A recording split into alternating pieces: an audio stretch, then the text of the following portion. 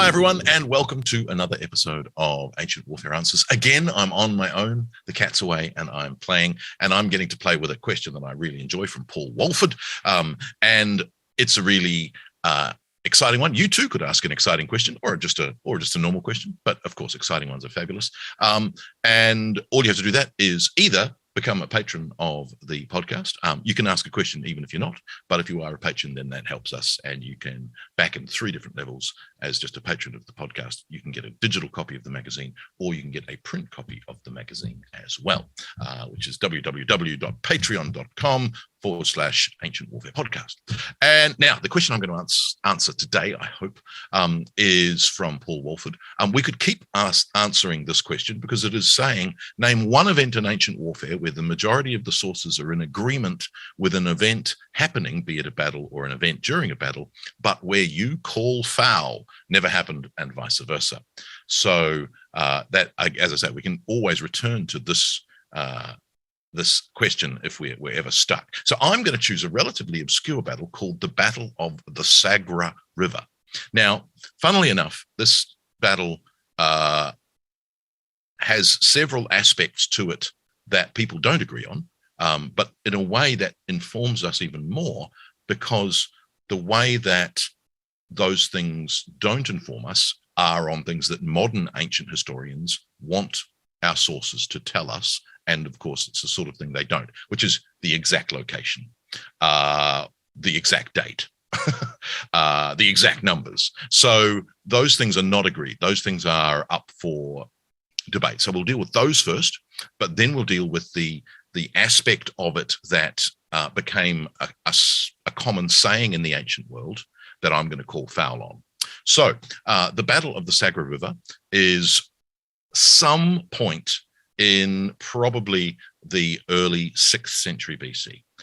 There's a whole bunch of debates around the Olympic Games, which is one of the dating criteria, the dates of Solon, and the dates of several other figures, including Pythagoras. So without getting, roughly 599, let's say 599 BC is the date for the battle.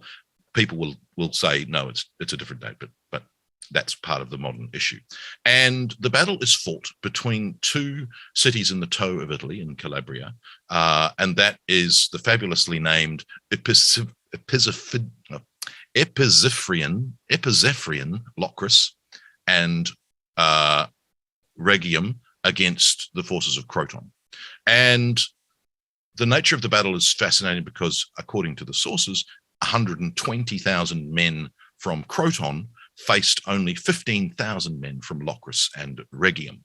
Now, the odds obviously are not quite 10-1. In some versions of the numbers, it's 130,000 versus 10, so even greater. But it's the forces of Locris and Rhegium that win the battle. So it's a victory against all the odds.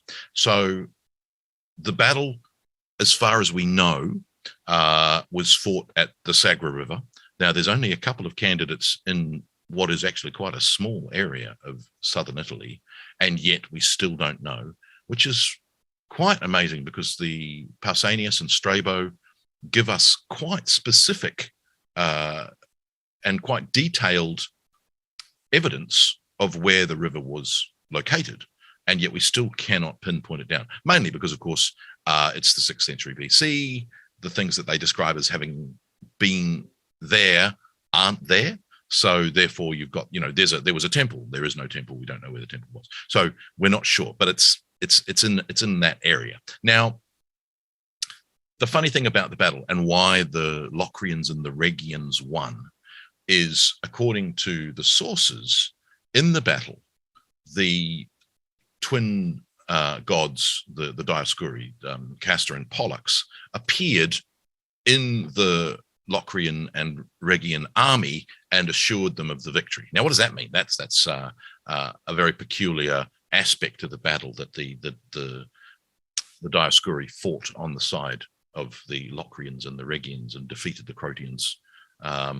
We're not sure, but that happens again and again. There's about 4 more, mostly Roman battles: the Battle of Pydna, The Battle of Lake Regulus is another, where apparently the Dioscuri turn up in the middle of the battle.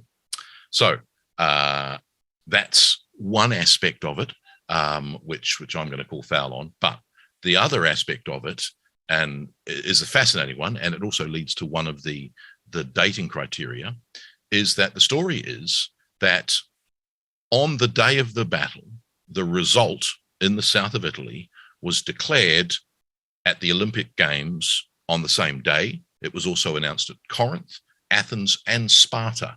So somehow news of the battle went out to those 4 centers in Greece and was delivered on the day that the battle was fought. Now, we can, of course, as ancient historians, we can go, yeah, that's not right. But, and this is the fascinating part of it, a colloquial saying grew up around this particular battle. And the saying is that the result is truer than the battle at Sagra. Now, meaning that there's a thing that has happened that would be unbelievable, and the way that you could convince people that it had in fact happened was it was truer than the Battle of Sagra. So if you want to impress your friends, go and say that from now on. But so the idea is that, if you've had a remarkably unlikely victory, or you've won a battle or won something against immense odds, you would say that it's truer than the Battle of Sagra.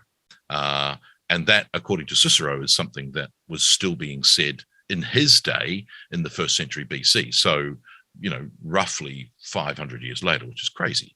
And so I'm calling out that aspect to it, even though it has a long-standing tradition and it enters, colloquial speech.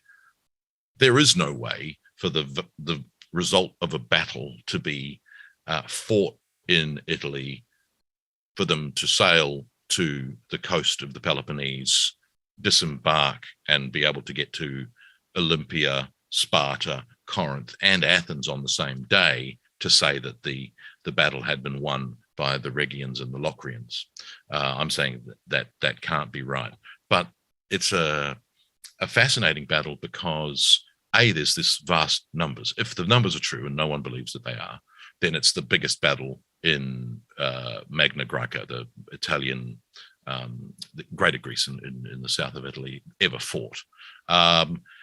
And, it's got other issues in terms of the dating. It's got other issues in terms of the actual location of the battle. But the thing that made it remarkable in the ancient world was that the result of the battle was so unexpected that it led to a statement. And the fact that that was reported at 4 different locations at the same time, I'm calling that out as being, that's myth making. So how that became a myth and how it got into public speech, we don't know. It's the most remarkable sort of set of circumstances. Not a particularly well-known battle, certainly not today, but yet it's a statement that people say. And so from that perspective, it's a wonderful example of how military history was a part of people's everyday lives, down to their speech patterns and what they would say, which is just one of the utterly fascinating aspects to ancient warfare that keep me coming back time and time again, and I hope you too. So thank you for joining me, and we'll see you again very soon for another Ancient Warfare Answers.